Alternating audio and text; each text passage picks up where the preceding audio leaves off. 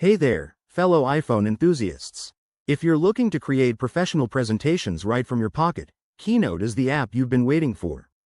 In this video, we'll dive into how to use Keynote on your iPhone in 2025, packed with updated features that make it even more powerful and user-friendly. Whether you're a student, professional, or just someone who loves to present ideas, this guide will get you up and running in no time.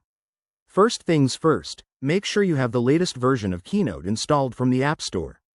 Once that's done, open the app and you'll see your dashboard. It's super intuitive. Tap on Create Presentation to start a new one. You'll be greeted with a variety of templates, from simple business slides to creative designs. Pick one that suits your style. For 2025, there are new AI-assisted templates that suggest layouts based on your content. Now, let's build your slide. Tap on a slide to add text. Type away and use the formatting tools at the top for fonts, sizes, and colors.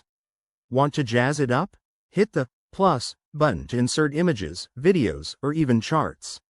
With the 2025 updates, you can now use voice commands to add elements. Just say Add Image and select from your photo library. Pro tip: use the collaboration feature to share your presentation in real time with colleagues. It's a game changer for remote work. Editing is a breeze too.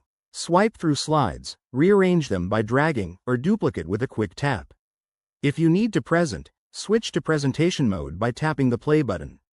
Connect to an external screen via AirPlay for bigger audiences, or just swipe to navigate through your slides on your iPhone.